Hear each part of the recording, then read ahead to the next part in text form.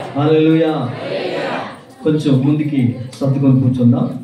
స్త్రీలు కొంచెం ముందున్న వారు ముందుకు వస్తే వెనుకున్న వారు ముందుకు వస్తారు.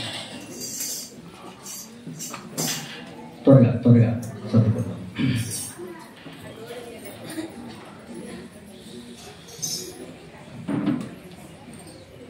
ఆశ్చర్యకరుడు, ఆలోచనకర్త యేసుక్రీస్తు ప్రభు యొక్క నామములో ఒకసారి దేవునికి మహిమ కలిగినట్లుగా రెండు చేతులు పైకెత్తి దేవుని స్తోత్రం. హల్లెలూయా.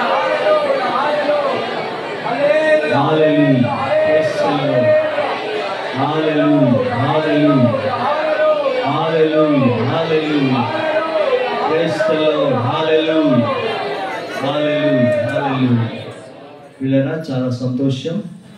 దేవుని సన్నిధిలో మనమందరం కూడా ఇలా ఉండడానికి దేవుడు కృప చూపించాడు. మహిమ ఘనత ప్రభావములు దేవునికి చెందునుగాక. ఆమేన్. హల్లెలూయా. కాబట్టి ఆలస్యం చేయకుండా దేవుని వాక్యాన్ని మనం చదువుకుందాం. కాబట్టి వాక్యం మన జీవితానికి చాలా ఎంతో అవసరం. కాబట్టి అటువంటి శ్రేష్టమైన వాక్యాన్ని మనం వినడానికి మనం సిద్ధపరచుకుందాం. ఎందుకంటే వాక్యం దేవుడై ఉన్నాడు, దేవుడు వాక్యమై ఉన్నాడు. కాబట్టి ఆ వాక్యం మన హృదయంలోనికి వెళితే మన శరీరంలో ఉండే ప్రతి బలహీనత, మన మనస్సులో ఉన్న ప్రతి కల్మషం, మన జీవితంలో ఎదురవుతున్న ప్రతి ఆటంకం తొలగించి మన జీవితానికి ఒక ప్రశాంతమైన వాతావరణాన్ని దేవుడు మనందరికీ అనుగ్రహించునుగాక. ఆమేన్. హల్లెలూయా. లోకంలో ఎక్కడ కూడా మంచి అనేది లేదు. లోకంలో ఎక్కడ కూడా దేవుడి నీతి అనేది లేదు. ఎన్నో అరాజకాలు, ఎన్నో భయంకరమైన ఆత్మహత్యలు, ఎన్నో భయంకరమైన మానభంగాలు ఏమండి మరి చూడడానికి, చెప్పడానికి, చెప్పుకోవడానికి చాలా బాధాకరమైన విషయాలు ఏమండి. మనుషులు చంపుకునే రోజులు ఏమండి, మానవత్వాన్ని కోల్పోయిన రోజులు, జాలి, ప్రేమ, కరుణ అని లేకుండా జీవితంలో పోగొట్టుకొని ఎంతో కర్కశంగా, ఎంతో కఠినత్వంగా, ఎంతో పిల్లల చెప్పడానికి ఎంతో క్రూరంగా తయారైపోయిన సమాజం ఈరోజు మనం చూస్తున్నాం. అయితే వారి మధ్యలో మనం ఎలాగుండాలంటే గొర్రెల్లాగా ఉండాలి. హల్లెలూయా. ఎలా ఉండాలి? కాబట్టి వాళ్ళందరూ తోడేలు స్వభావం కలిగిన వారు. మనం ఎవరైనా దేవుడు చెప్పాడు చెప్పాలి. మనం ఎవరిమి? మన గొర్రెలం. కాబట్టి వారి మధ్యలో ఎలా ఉండాలో దేవుని వాక్యం చేత మనము నేర్చుకోవాలి. హల్లెలూయా. హల్లెలూయా. హల్లెలూయా. కాబట్టి ఈ సమయమందు మనం ఆలస్యం చేయకుండా దేవుని వాక్యాన్ని మనం చదువుకుందాం. ప్రతి వారు కూడా బైబిల్ తెరిచి దేవుని వాక్యాన్ని మనం చూద్దాం. Praise the lord. హల్లెలూయా. జీవం కలిగిన దేవుని వాక్యాన్ని మనం చాలా జాగ్రత్తగా మనం చదువుకుందాం. పిల్లల పరిశుద్ధ గ్రంథము నుండి ఎస్తేరు గ్రంథం 2వ అధ్యాయము 5వ వచనాన్ని మనం చదువుకుందాం. బైబిల్ ఉన్న ప్రతి వారు కూడా తెరిచి చూడాలని ప్రభు పేరట మనం చేస్తున్నాం. ఎస్తేరు గ్రంథం 2వ అధ్యాయము 5వ వచనాన్ని మనం చదువుకుందాం. షూషాను కోటలో బెన్యామీనీయుడు అగు జిమి కుమారుడగు యాయీరు వంశస్థుడైన మొర్దెకై అను ఒక యూదుడు ఉండెను. చూడండి ప్రియులరా, ఈ ఎస్తేరు గ్రంథం 2వ అధ్యాయము 5వ వచనాన్ని మనం జాగ్రత్తగా గమనిస్తే ఇక్కడ ఒక వ్యక్తి కనిపిస్తున్నాడు. ఆయన పేరేమిటంటే మొర్దెకై. చెప్పండి, మొర్దెకై. కాబట్టి మొర్దెకై అనే పేరుకు అర్థం ఏమిటంటే కొద్దిపాటి వాడు అని దాని అర్థం. మొర్దెకై అనే పేరుకు అర్థం ఏమిటంటే కొద్దిపాటి వాడు అని దాని అర్థం. కాబట్టి ఆయన కోసం చాలా విషయాలు ఎస్తేరు గ్రంథంలో చాలా ఉన్నాయి. అయితే అవన్నీ ధ్యానించడానికి సమయం లేదు. కానీ కొన్ని విషయాలు మాత్రమే మనం తెలుసుకుందాం. దేవునికి స్తోత్రం. హల్లెలూయా, హల్లెలూయా. కాబట్టి అతని జీవితం క్రైస్తవ సమాజాన్ని ఎంత ప్రభావితం చేసిందో, ఈరోజు క్రైస్తవ సమాజంలో ఏ విధంగా మొర్దెకై లాగా మన జీవితం ఎలా మార్చబడితే దేవుని యొక్క ఆశీర్వాదం మనం పొందుకుంటామో అనేకమైన విషయాలు ఇందులో పొందుపరిచి ఉన్నాయి. కాబట్టి ప్రతి వారు కూడా దేవుని వాక్యం మీద మనసు పెడదాం. ఒకసారి కరెంట్ ఉంటుంది, కరెంట్ వెళ్ళిపోతుంది. కాబట్టి కరెంట్ వైపు మనం దృష్టి పెట్టద్దండి. కాబట్టి చెమట పడుతుంది అనుకోవద్దండి. యేసయ్య మన కోసం ఏం కార్చాడు? చెప్పాలి, అందరూ చెప్పాలి. యేసయ్య రక్తం మన కోసం కారిస్తే మనం యేసయ్య కోసం ఏం కార్చాలి? కనీసం చెమటైనా మనం కార్చాలి. కాబట్టి చెమట రావడం మంచిదా చెడ్డదా? ఓకే, మీరే చెప్పాలి మంచిదని. కాబట్టి ఎవరు విసుగుకోకుండా జాగ్రత్తగా దేవుని వాక్యం విందాం. పిల్లల వాక్యం యొక్క అంశం ఏమిటంటే దేవుడు కోరుకున్న మొర్దెకై. చెప్పండి, దేవుడు కోరుకున్న మొర్దెకై. దేవుడు ఎవరిని బట్టే వారిని కోరుకోడు. దేవుడు ఎవరిని బట్టే వారిని ఇష్టపడతాడు. దేవుడు ఎవరిని బట్టే వారిని లక్ష్యం చేయడు. దేవుడు ఒక వ్యక్తిని కోరుకోవాలంటే, దేవుడు ఒక వ్యక్తిని ఇష్టపడాలంటే ఆ వ్యక్తిలో కొన్ని ప్రత్యేకతలు ఉండాలి. దయచేసి బాగా గమనించండి. దేవుడే కోరుకుంటే ఆ వ్యక్తిని ఉన్నతమైన స్థలములోనికి హెచ్చిస్తాడు. హల్లెలూయా. అదే రీతిగా ప్రతి వారు కూడా ఈ ఉదయకాల సమయంలో ఈ మొదటి ఆరాధనలో మొర్దెకైను కోరుకున్న దేవుడు నన్ను కూడా కోరుకోవాలి. అయితే మొర్దెకైలుండే ఆ మంచి లక్షణాలు ఏమిటి, మొర్దెకైలుండే ఆ మంచి గుణాలు ఏమిటి అని మనం ఆలోచన చేస్తే చాలా విషయాలు ఉన్నాయి. అందులో ఒక 3 ప్రత్యేకమైన విషయాలు తెలుసుకుని త్వరగా ముందుకు వెళ్దాం. ఏమిటి ఆ ప్రత్యేకమైన విషయాలు అంటే, మొట్టమొదటిగా మనం చదువుకుందాం. అదే ఎస్తేరు గ్రంథం 2వ అధ్యాయము 21, 22, 23 త్వరగా చదువుకుందాం. ఆ దినములలో మొర్దెకై రాజు గుమ్మములో కూర్చొని ఉండగా రాజు యొక్క 2 షండులైన బిగ్తాను, తెరెషు అని ద్వారపాలకులు కోపగ్రస్తులై రాజైన అహష్వేరోషును చంపుటకు ఆలోచించుకొని ఉండిరి. ఈ సంగతి మొర్దెకైకి తెలియబడినందున అతడు దానిని రాణి అయిన ఎస్తేరుతో చెప్పెను. ఎస్తేరు మొర్దెకై పేరట రాజునకు దాన్ని తెలియజేసి ఈ సంగతిని గూర్చి విచారణ కాగా అది నిజమాయను. అందుచేత వారిద్దరును ఒక చెట్టుకి ఉరి తీయింపబడిరి. పిల్లరా, చాలు. దయచేసి అందరూ జాగ్రత్తగా వినాలి. మన అంశం ఏమిటి? దేవుడు కోరుకున్న మొర్దెకై. కాబట్టి దేవుడు ఎలా కోరుకున్నాడు అందరూ బాగా గమనించండి. ఒక అమ్మాయి ఒక అబ్బాయిని ఇష్టపడాలంటే అబ్బాయి అమ్మాయిలో ఏం చూస్తాడు? చూసారా, ఎంత బాగా చెప్పారు. ఏం చూస్తారు? చెప్పండి, ఏం చేస్తారు? గుడ్లు గోపులు లాంటి కళ్ళు ఉంటే, దొండ పెద్ద లాంటి పెదవులు ఉంటే ఇష్టపడతాడా? తలదించేస్తారు కిందకి. అలాగే ఒక అబ్బాయి ఏ సంబంధం చూసి ఇష్టపడేవాడు కాదట. ఏట్రా బాబు అని చెప్పారు. తల్లిదండ్రులు సంబంధాలు చూసి చూసి చూసి విసిగిపోయారట. చివరికి అనుకున్నారట, ఒక సంబంధం వచ్చింది, వాళ్ళ అమ్మ నాన్న అనుకుని చేస్తే సంబంధం చేస్తాం, లేకపోతే ఇంక జీవితంలో వీడికి పెళ్ళి లేదనుకుని మొత్తానికి ఆ సంబంధానికి వెళ్ళారట.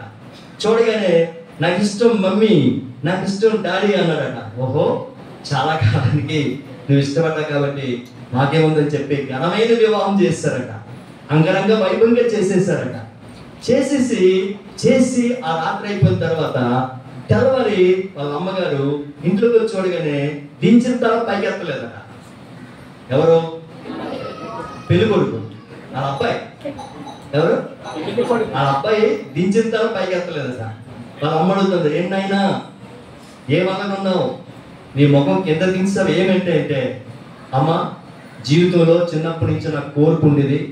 ఏంటి కోరిక అంటే, పొడిగాటి జుట్టున్నామని నేను పెళ్లి చేసుకుందాం అనుకున్నాను. అందుకే మీరు ఎన్ని సంబంధాలు చూస్తే నేను ఇష్టపడేవారు కాదు. వాళ్ళందరికీ కొత్తిమీర లాగా పుదీనా లాగా ఆ జుట్టులు ఉండేవి. అందుకే నేను ఇష్టపడలేదు. నేనే జుట్టు అనుకున్నాను చెప్పండి.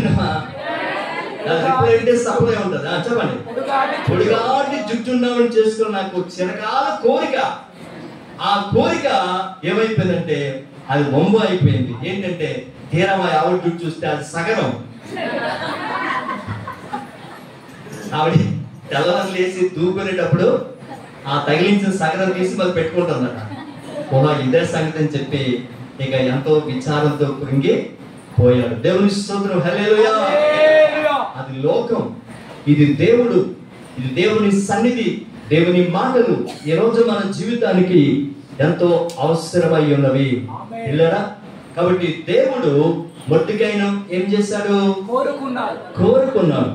కాబట్టి దేవుడు కోరుకున్నంత మంచితనం, దేవుడు కోరుకున్నంత ఆ మంచి లక్షణం ఏం మనం చూస్తున్నాం, లేక మొర్దెకైలో ఏం చూస్తున్నాం అని మనం ఆలోచన చేస్తే ఇక్కడ మనం చదువుకున్నాం ఈ ఎస్తేరు గ్రంథం 2వ అధ్యాయము 21, 22, 23 మనం చదివితే అక్కడ ఏం సమాచారం అంటే రాజైన అహష్వేరోషు కాబట్టి మంచి పరిపాలన చేస్తున్నాడు.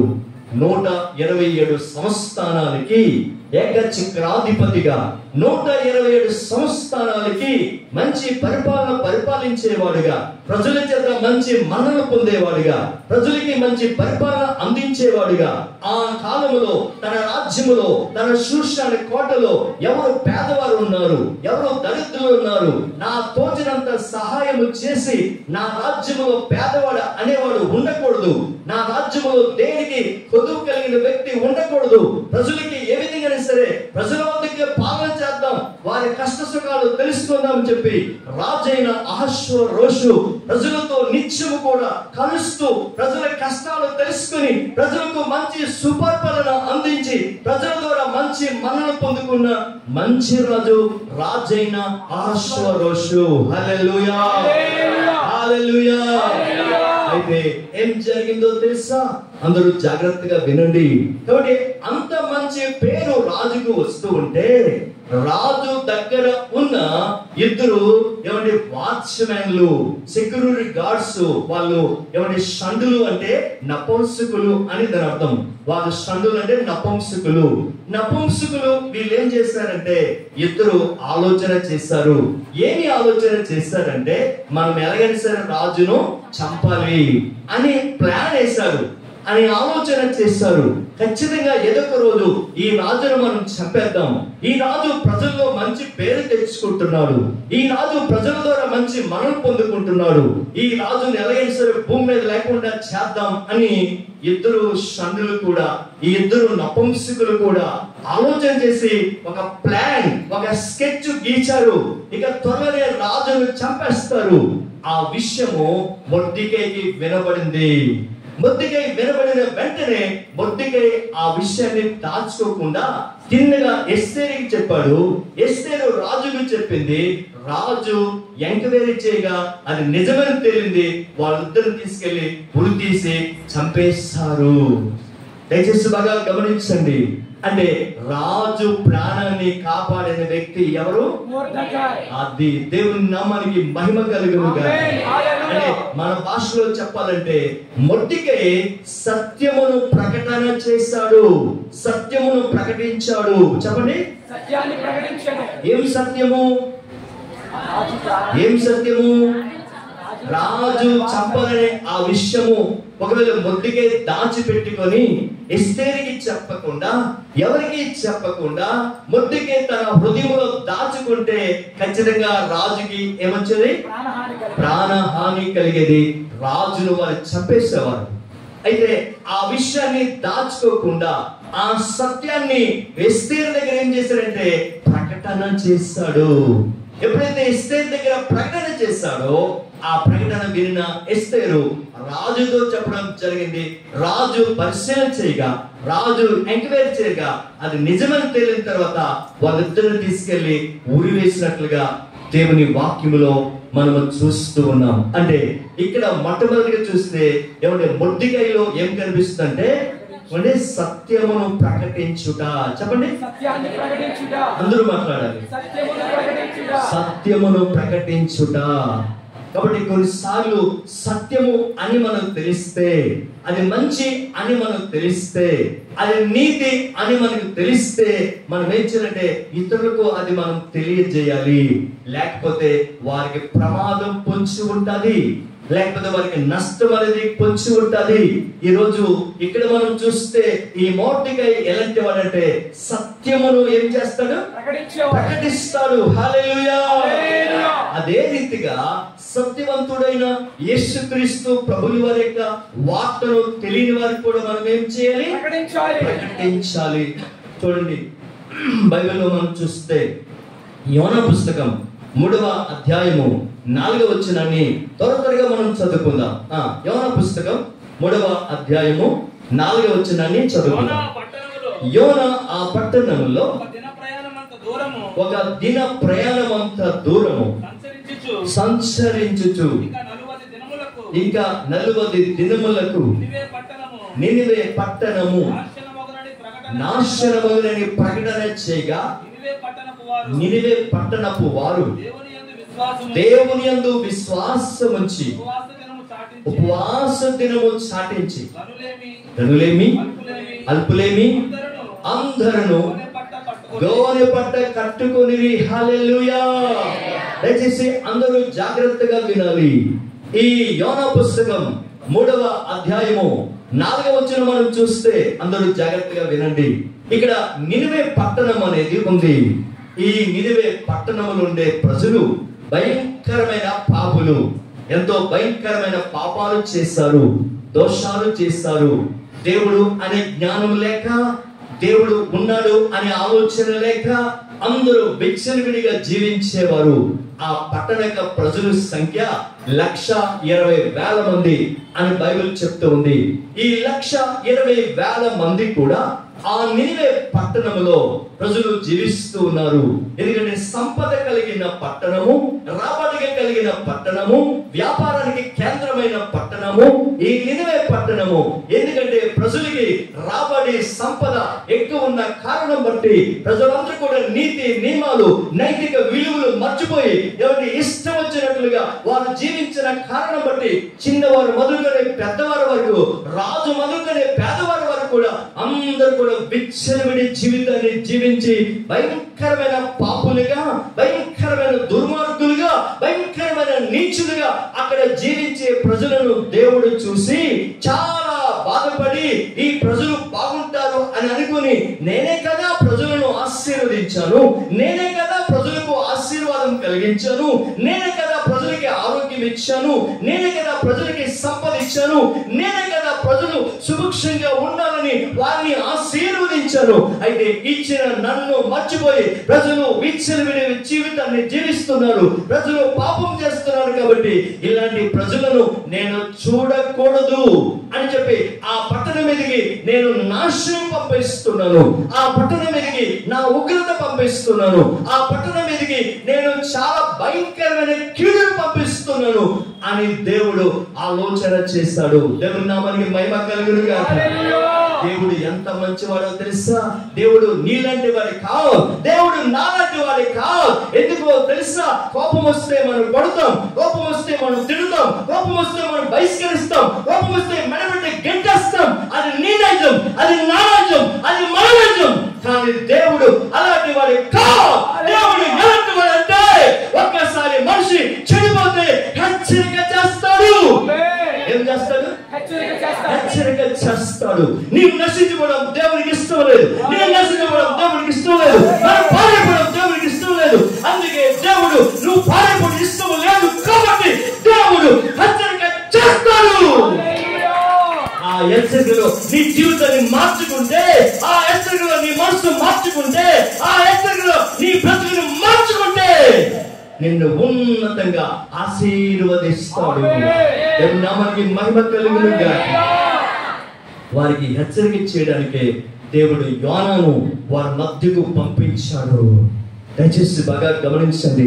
అది 3 దినముల ప్రయాణం కలిగిన పట్టణం. విశాఖపట్నం ఎంత విస్తీర్ణత కలిగిందో అదే రీతిగా నినివే పట్టణము కూడా 3 దినములంతా విస్తీర్ణ కలిగిన పట్టణం. అయితే ఒక దిన ప్రయాణమంతో దూరం యోనా వెళ్ళి మధ్యలో నిలబడి ఈ విధంగా ప్రకటిస్తున్నాడు, ఓ ప్రజలారా, ఇదిగో దేవుడు నన్ను పంపించాడు.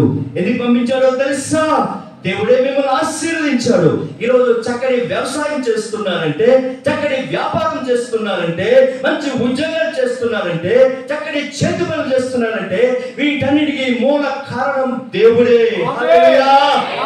అయితే ఆ దేవుణ్ణి మర్చిపోయి విచ్చలవిడిగా జీవిస్తున్న కారణం బట్టి, మీరు చేసిన దోషాలను బట్టి, మీరు చేసిన పాపాలను బట్టి, మీరు చేసిన అన్యాయాలను బట్టి, మీరు చేసిన మోసాలను బట్టి, అదిగో దేవుని ఉగ్రత రాబోతుంది, హెచ్చరిక చేయడానికి దేవుడు నన్ను పంపించాడు అని యోనా ఒక దిన ప్రయాణం వెళ్ళి ఈ ప్రకటన ప్రకటించాడు. హల్లెలూయా, హల్లెలూయా.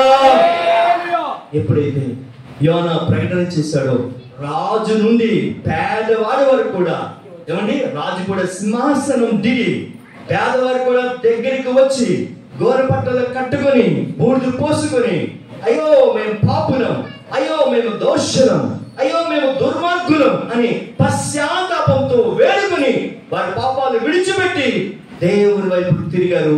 దేవుని కనికరం వారి మీదకి వచ్చింది. హల్లెలూయా. 1,20,000 మంది రక్షణ పొందుకున్నారు. వారు రక్షింపబడడానికి, వారు దేవుని వైపు తిరగడానికి, వారు నీతిని అనుభవించడానికి, వారు దేవుని తెలుసుకోవడానికి గల కారణం ఏమిటంటే యోనా ప్రకటించిన సత్య ప్రకటన. హల్లెలూయా. చెప్పాలి ఏం చేశాడు? సత్య ప్రకటన. దయచేసి అదే రీతిగా మన కళ్ళ ముందు ఎంతో మంది నిజ దేవుడు ఎరగిన వారు చాలా మంది ఉన్నారు. మన వీధిలో, మన గ్రామంలో, మన పట్టణంలో, మన భారతదేశంలో ఎంతో మంది యేసును ఎరగలేని వారు చాలా మంది ఉన్నారు. ఇక్కడ ఎంతమంది రక్షణ పొందిన మనము ఒకవేళ ప్రభువే వస్తే ఇక్కడ నుండి ఎత్తబడి తిన్నగా ఆయన రాజ్యానికి వెళ్ళిపోతాం. మరి రక్షణ లేని వారి సంగతి ఏంటి?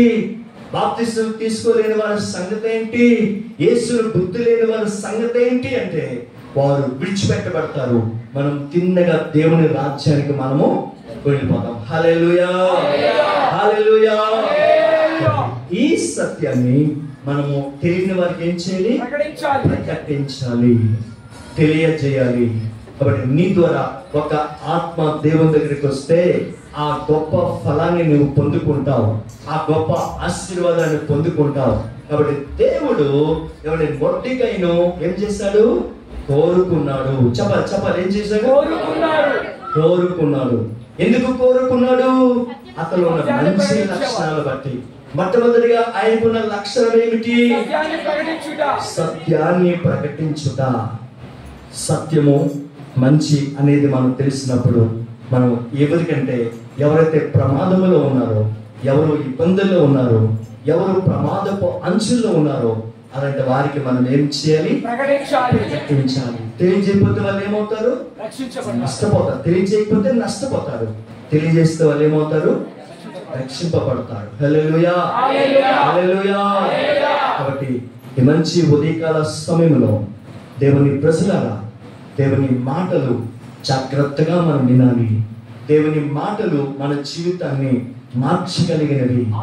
దేవుని మాటలు వెండి కంటేను బంగారం కంటేను కోరదగినది. కాబట్టి అటువంటి శ్రేష్టమైన మాటలు ప్రభువు నీకు వినిపిస్తున్నాడు. కాబట్టి నీ హృదయంలో ఆ మాటలు భద్రం చేసుకొని ఈ ఆదివారం నుండి మరలా వచ్చే ఆదివారం వరకు ఈ వాక్యాన్ని మనం ఏం చెప్తే నెమరు వేసుకోవాలి. పశువులు, గేదెలు, ఆవులు, ఎడ్లు మనందరికి తెలుసు కొంతమందికి. అయితే అవేం చేస్తాయి? సాయంకాలం రాగానే వాటిని కట్టేసిన తర్వాత ఏం చేస్తాయి తెలుసా? అవి పడుకుని నిలబడి ఏం చేస్తాయంటే నెమరు వేస్తాయి. అంటే అర్థం ఏంటంటే పగట కాలంలో తిన్న ఆ పచ్చి గడ్డిను అది జీర్ణం అవ్వాలంటే ఏం చేస్తుంది? అది నెమరు వేస్తుంది. అదే రీతిగా ఇక్కడ ప్రభు మనతో మాట్లాడిన విషయాలు జాగ్రత్తగా మనం డైరీ మీదో లేకపోతే నోట్బుక్ మీదో లేకపోతే పేపర్ మీద రాసుకొని ఖాళీ ఉన్నప్పుడు మనం ఏం చేయాలి? చెప్పాలి, నెమరు వేసుకోవాలి. ఒకసారి ఆ వాక్యాన్ని మనం పరిశోధించాలి. మనకి ఎక్కడ సమయం ఉంది? ఏమండి? చదువునే చాలు మనకి సమయం లేకుండా చేయడానికి. ఏమంటే ఈ రోజుల్లో దేవుని వాక్యాన్ని చదివే అంత సమయం మనకి లేదు. ప్రతి వ్యక్తి కూడా ఎలా ఉన్నాడంటే చాలా బిజీగా ఉన్నారు. చెప్పండి, ఎలా ఉన్నారు? చెప్పండి, ఎలా ఉన్నారు? బిజీగా ఉన్నారు అందరూ. కాబట్టి బిజీలో గజిబిజి అయిపోతున్నారు, కానీ ఎవరికి కూడా నెమ్మది అనేది, ఎవరికనేది ప్రశాంతమైన జీవితం అనేది ఎవరికీ లేదు పిల్లలు. కాబట్టి దయచేసి దేవుని బిడ్డలుగా రోజు ప్రభు మనతో మాట్లాడుచున్న ప్రతి మాట మన జీవితంలో మనం నెరవేర్చుకోవాలి. హల్లెలూయా, హల్లెలూయా, హల్లెలూయా, హల్లెలూయా. ఒక దైవజనుడు వాక్యం చెప్తూ ఈ విధంగా అన్నాడు. ఒక గ్రామంలో ఒక వ్యక్తి కోసం ఏం చెప్పారంటే, ఎన్నిక లేనివాడు ఎన్నిక అయ్యాడట. చెప్పండి, ఏలిక అయ్యాడట. చెప్పండి, ఏమయ్యాడు? ఎన్నిక లేనివాడు ఏలిక అయ్యాడట. ఎన్నిక లేనివాడు అంటే ఎవరు? చేశారు చూసారా? ఎవరు పట్టించుకోలేని వ్యక్తి, ఎవరు గుర్తించిన వ్యక్తి, ఎవరు మనసులోకి రాని వ్యక్తి, ఆ వ్యక్తి ఏమంటారు? ఎన్నిక లేనివాడు. కానీ ఏమయ్యాడు? ఏలికంటే పరిపాలించేవాడు అయ్యాడట. ఏలికంటే పరిపాలించేవాడు.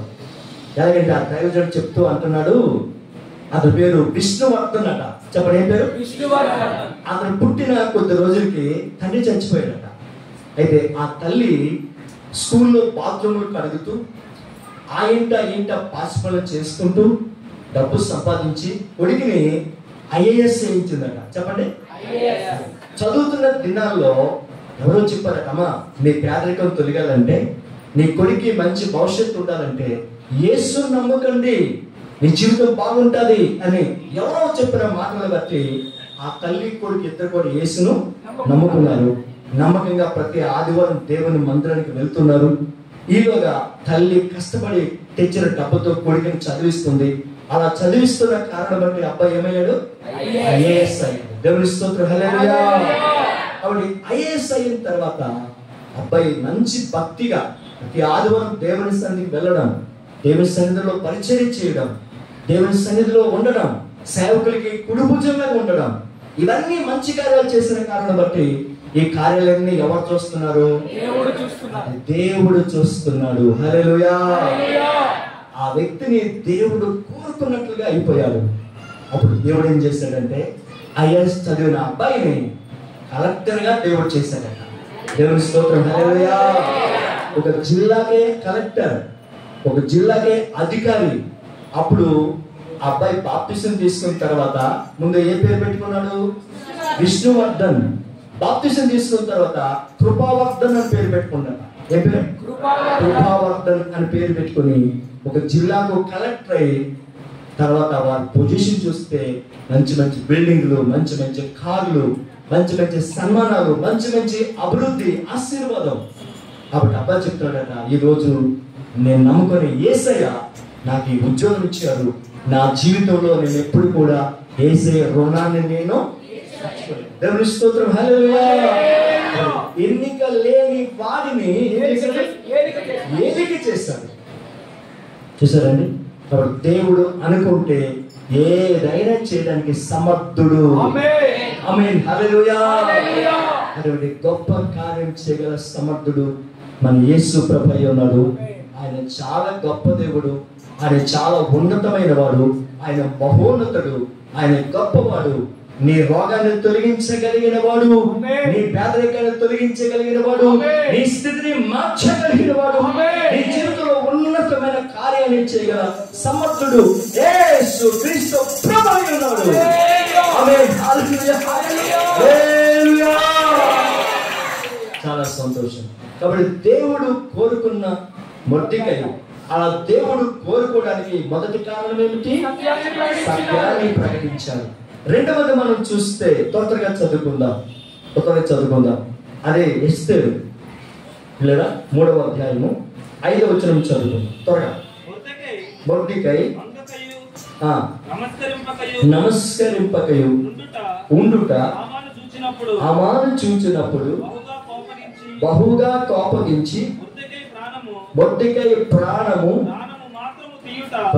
మాత్రము తీయుట స్వల్ప కార్యమని ఎంచి మొట్టిక యొక్క జనులు ఎవరైనా తెలుసుకొని అహష్వేరోషు యొక్క రాజ్యమంతట యుండు మొట్టికై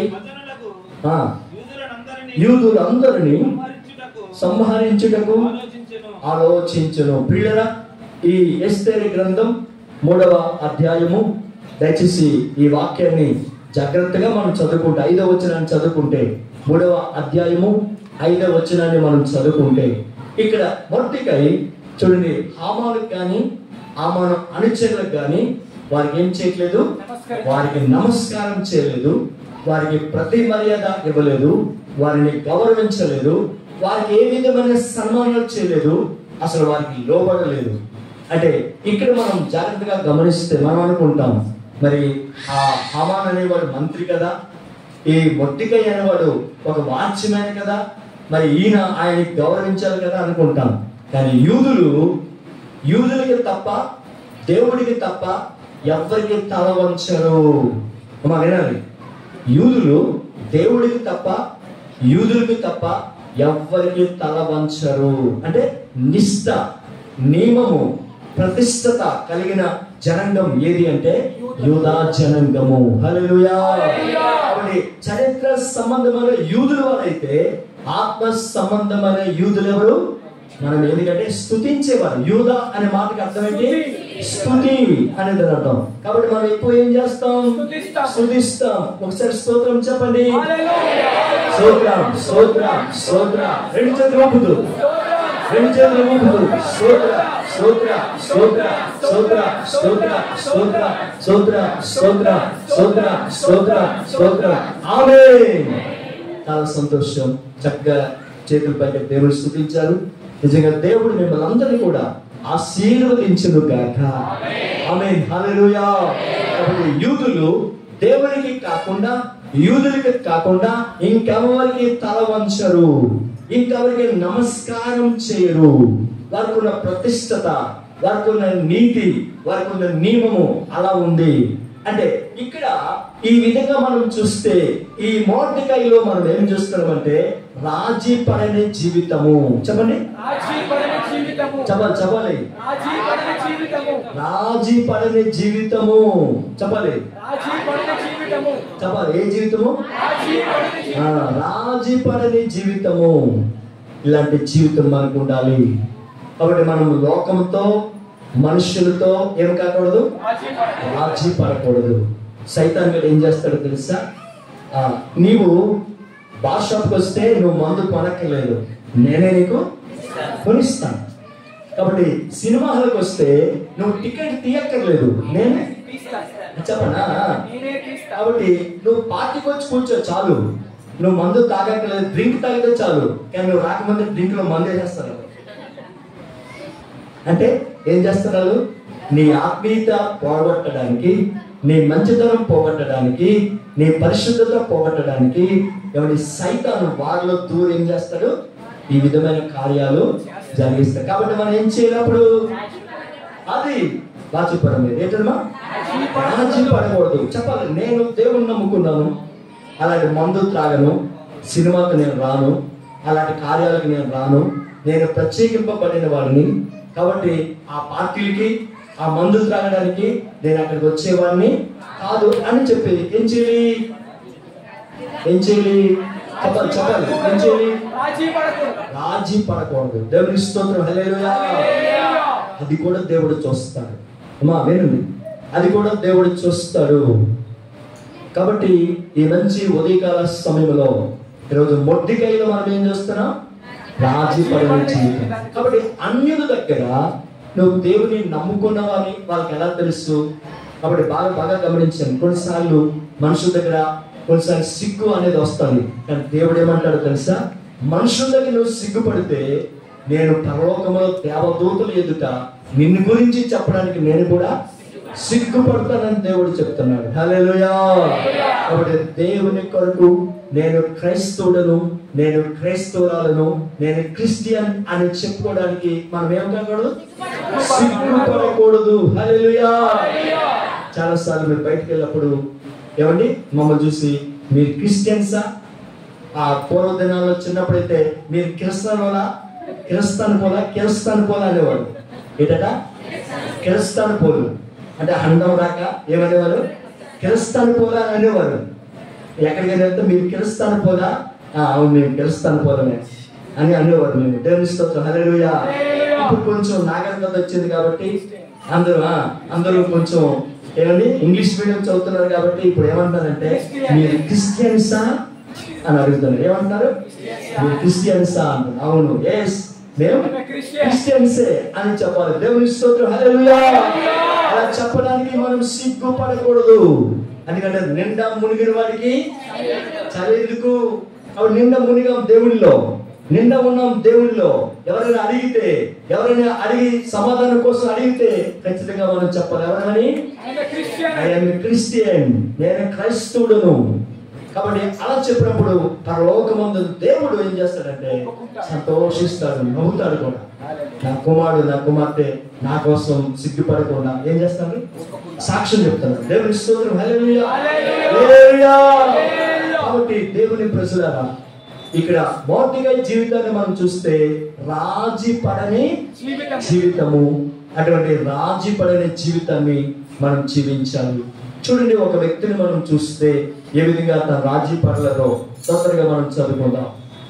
పరిశుద్ధ గ్రంథము నుండి దేవుని వాక్యాన్ని మనం చదువుకుంటే ఒక్కసారి ఆదికాండం 39:12 మనం చదువుతాం త్వరగా. అప్పుడు ఆమె అతని వస్త్రములు పట్టుకొని తనతో సైనింపమని చెప్పగా తన వస్త్రములను ఆమె చేతిలో విడిచిపెట్టి తప్పించుకొని బయటికి పారిపోయాను. పిల్లరా, ఈ ఆదికాండము 39వ అధ్యాయము ఇక్కడ 12వ వచనం మనం చూస్తే యోసేపు కనిపిస్తున్నాడు.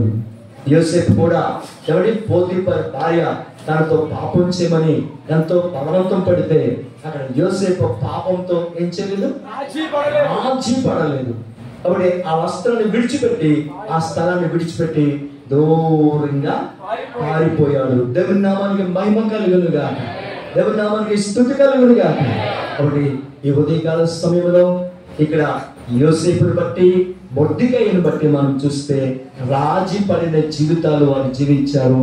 అలాగే దేవుని బిడ్డలుగా మనం కూడా అటువంటి రాజీ పడిన జీవితాన్ని మనము జీవించాలి. ఎందుకంటే ఆ చిన్న బలహీనతను బట్టి నీకు వచ్చే ఆశీర్వాదాన్ని పోగొట్టుకుంటున్నావు. ఆ చిన్న కార్యాన్ని బట్టి నీ జీవితంలో ఆశీర్వాదాన్ని కోల్పోతున్నావు. కాబట్టి దేవుడు చాలా గొప్ప దేవుడు. ఎందుకంటే నిన్ను ఆశీర్వదించాలని, నీకు ఎన్నో మేలు చేయాలని ఆయన నీ వద్దకు వస్తున్నాడు. కానీ నీలో ఉన్న బలహీనతలు ఆయన నీ వద్దకు రాకుండా ఏం చేస్తుంటే ఆటంకపరుస్తూ ఉన్నాయి. అందుకే పరమగీతం 2వ అధ్యాయము 9వ వచనాన్ని ఒకసారి మనం చదువుకుందాం. త్వరగా చదువు, ముందుకు వెళ్దాం.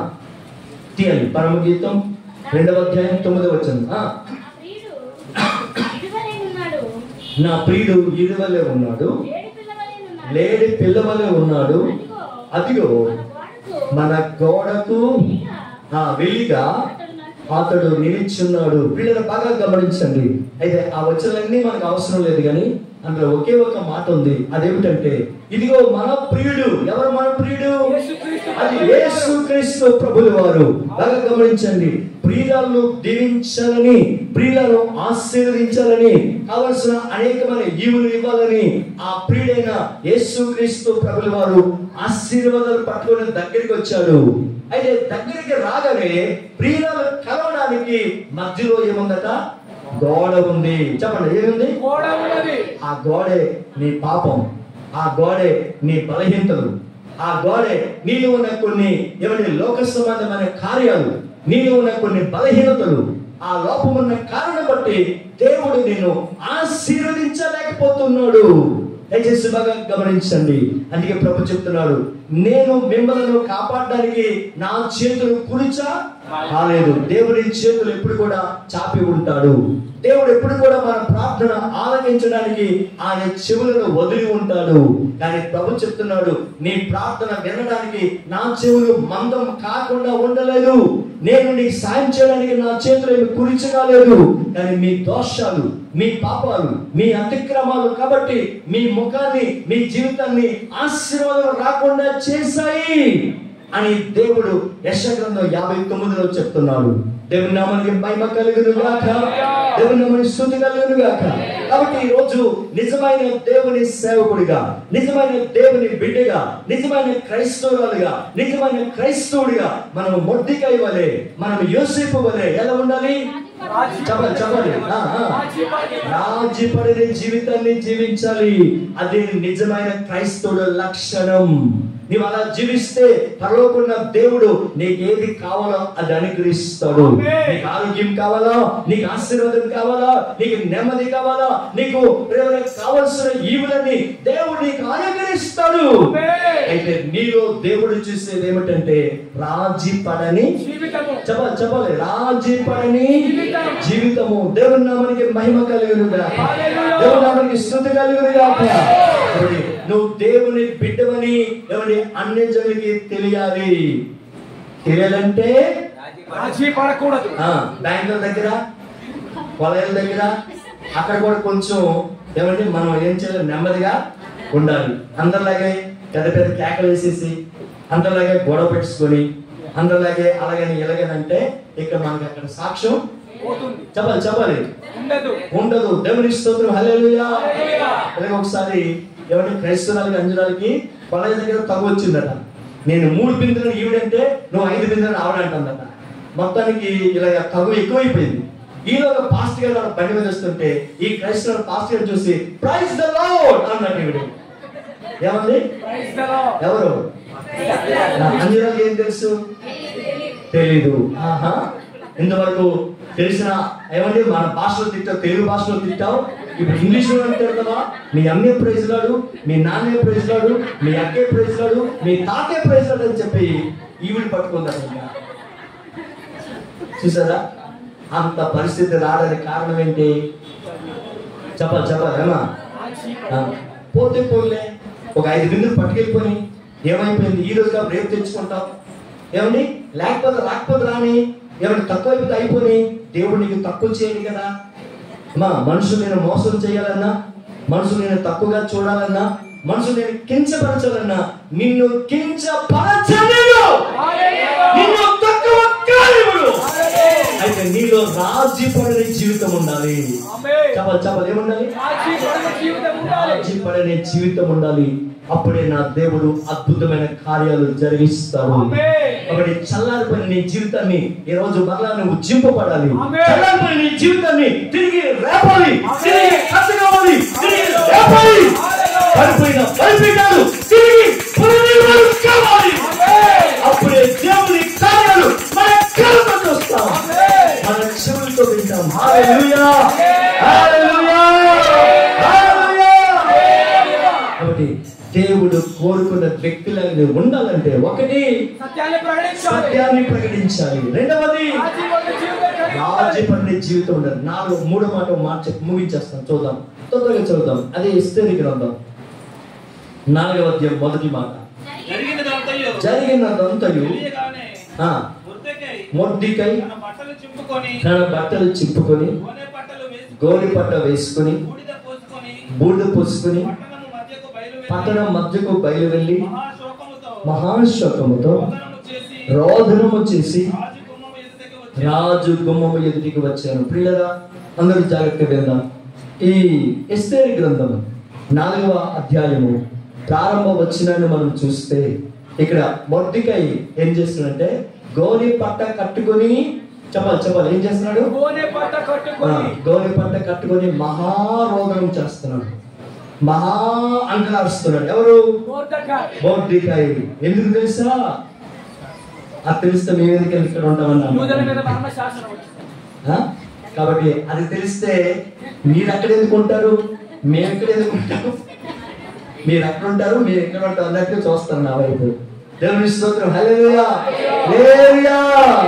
అందరూ జాగ్రత్తగా వినండి. ఈ ఎస్తేరు గ్రంథం 4వ అధ్యాయము ప్రారంభ వచనాన్ని మనం చదివితే ఏం జరిగిందో తెలుసా? చూడండి, అక్కడ రాజు ఎవరు? అహష్వేరోషు. మంత్రి ఎవరు? హామాను. హామాను ఏం చేశాడంటే ఈ మొర్దెకై ఎవరు అని ఎంక్వైరీ చేశాడు. ఎవరంటే ఈయన యూదుడు, ఈయన సంబంధించిన యూదులు ఈ షూషాను కోటలో ఉన్నారు.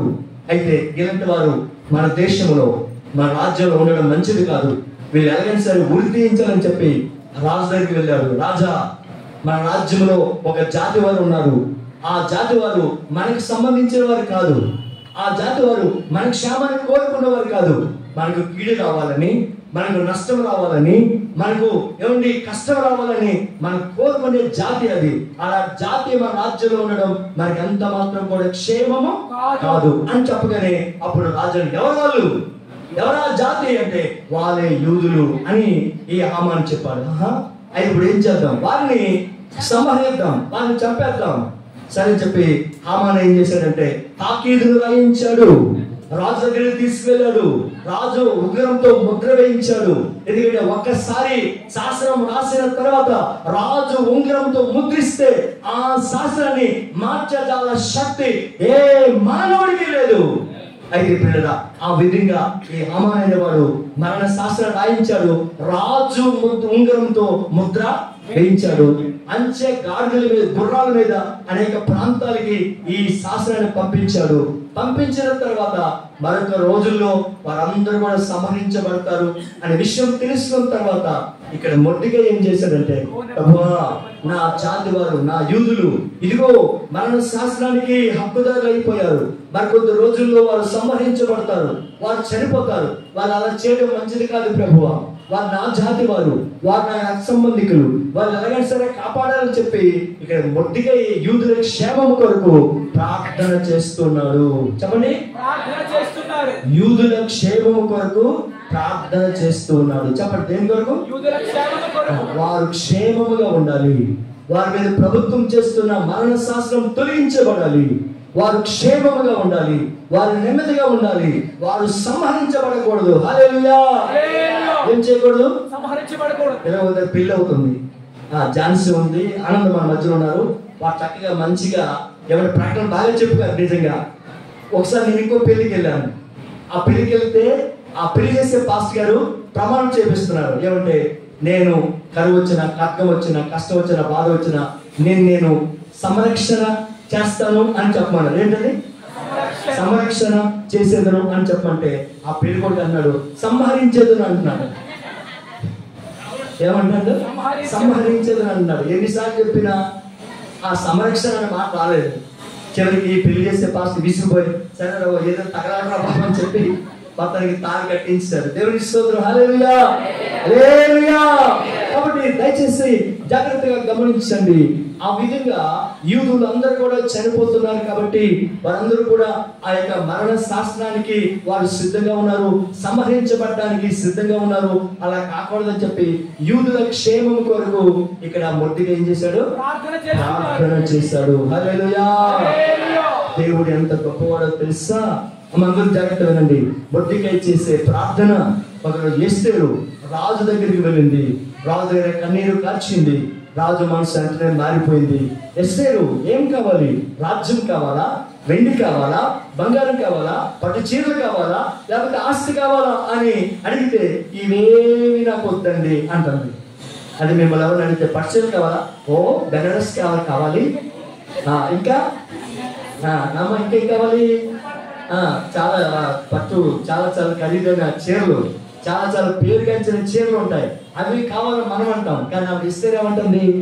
ఇవేవి వద్దు, నాకు చిన్న మనవి ఉంది. అదేమిటంటే, నా జాతి వారు ఇదిగో సంహరించబడుతున్నారు, ఆ వారి మీద ఉన్న మరణ శాస్త్రం ఏం చేయాలి? రద్దు చేయబడాలి. హల్లెలూయా, హల్లెలూయా. రాజు మనస్సు మారడానికి మొర్దెకై ఏం చేస్తున్నాడు? ప్రార్థన చేస్తున్నాడు. హల్లెలూయా. మొర్దెకై చేసే ప్రార్థనకు ఇక్కడ రాజు మనస్సు మారుతూ ఉంది, రాజు హృదయం మారుతూ ఉంది, రాజు జీవితం మారుతూ ఉంది. మారడానికి కారణం ఏమిటంటే మొర్దెకై చేసిన ప్రార్థన.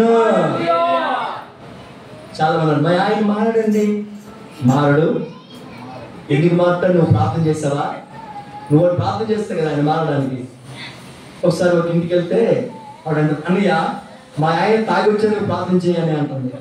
అదేంటమ్మది, ఎవరైనా సరే తాగి రాకూడదు ప్రార్థన చేయమంటే నువ్వేంటి వల్ల చేస్తున్నావు అంటే, ఆయన తాగకుండా ఉంటే బుర్ర తినేస్తాడట. ఆయన తాగకుండా ఉంటే సోది సోది సోది చెప్తాడట. అది అడుగుతాడట, ఇది అడుగుతాడట, ఏం కొనేసామన్నాడట, అదేమి అంత వేసావు, ఇదే అంత వేసావని బుర్ర తినేస్తాడట ఆవిడ్ని. కాబట్టి ఆవిడ ఏమంటుంది, తాగి వచ్చితే ఏం చేస్తాడు, అదే సైలెంట్గా పిల్లిలాగా పడుకుంటాడు అన్నయ్య. ఒకవేళ తాగి రాలేదని, తాగి వచ్చాడు అనుకో సైలెంట్గా పిల్లిలా పడుకుంటాడు. తాగి రాలేదనుకో వచ్చి నా బుర్ర తినేస్తాడు. నన్ను అన్నమన్ననివ్వడు, నన్ను కూర వండనివ్వడు, నన్ను ఏ పని చేయనివ్వడు, నాకు ప్రధానికి అడ్డంగా వస్తాడు. కాబట్టి ఇలాంటి వ్యక్తి ఏం చేయాలి? మీరు అలా కోరుకుంటున్నారా?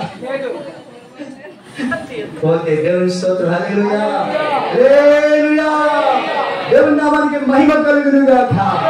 కాబట్టి అలా మనం ప్రార్థన చేయగలిగితే ఖచ్చితంగా దేవుడు అనేకమైన కార్యాలు ప్రభువు జరిగిస్తాడు.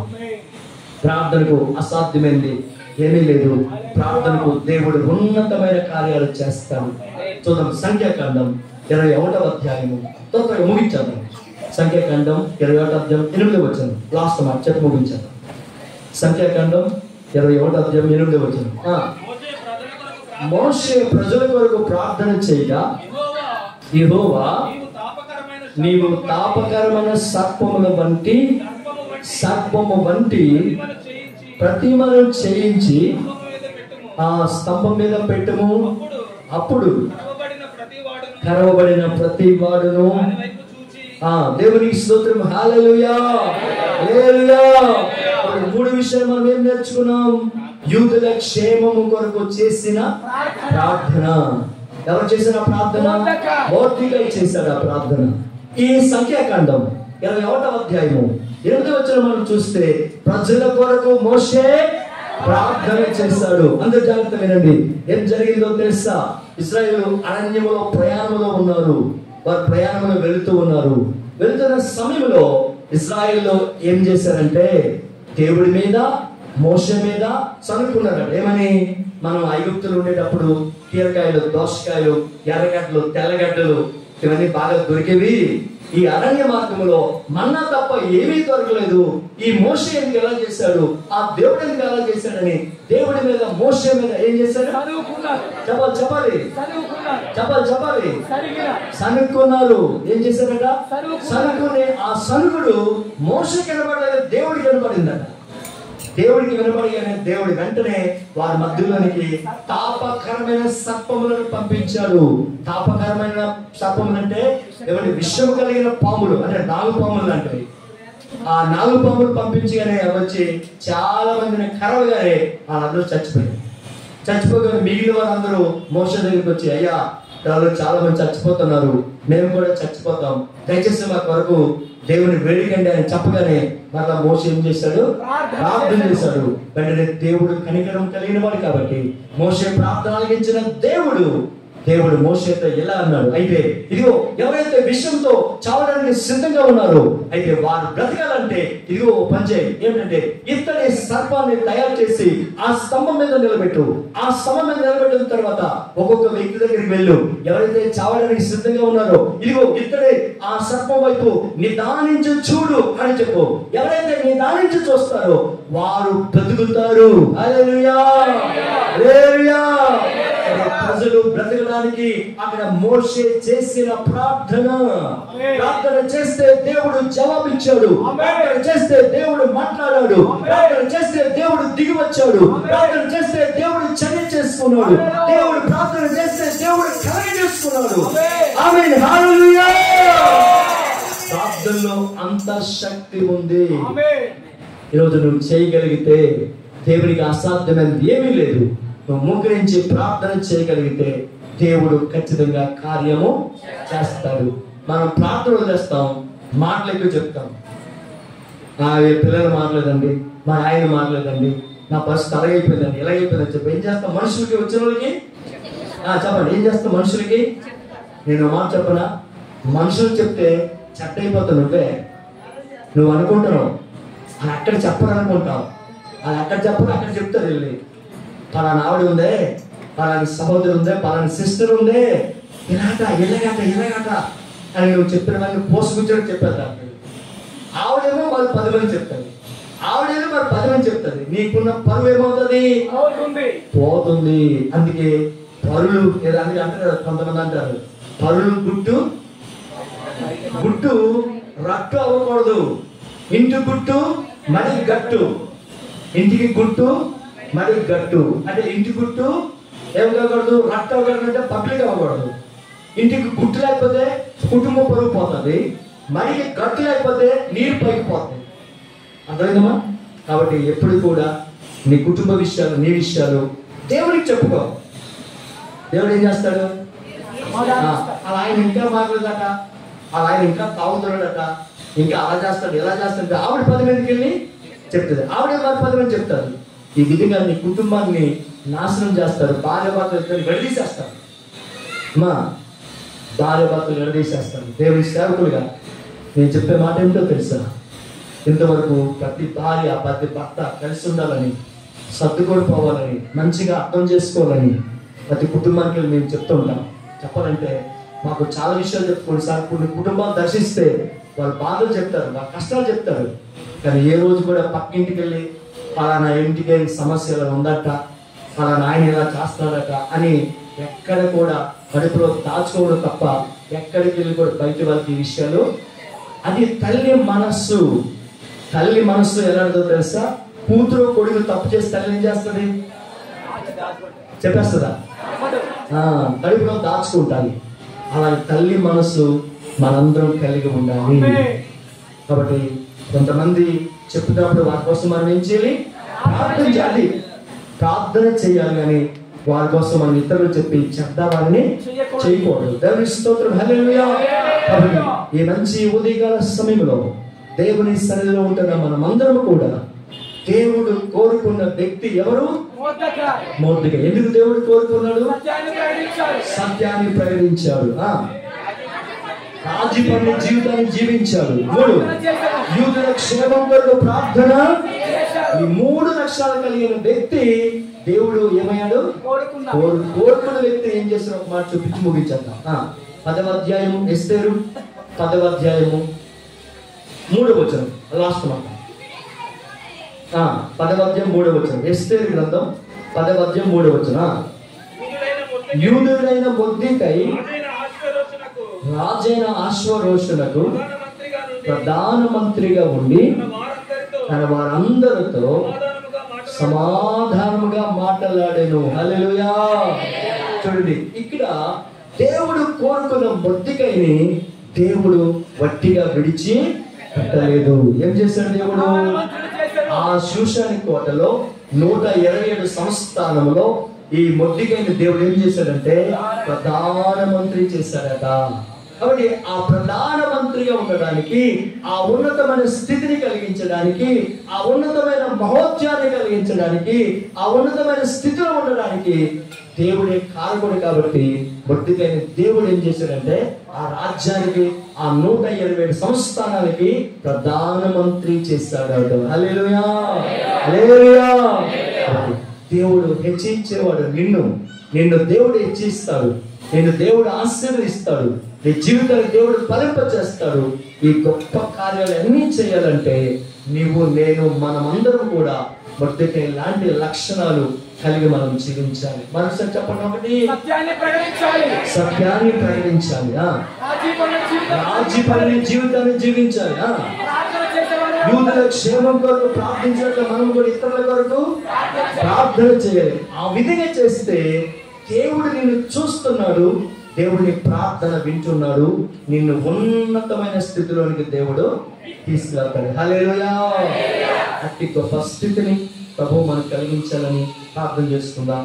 నెక్స్ట్ అందరూ లేచిన వాళ్ళం, అందరూ లేచిన వాళ్ళం.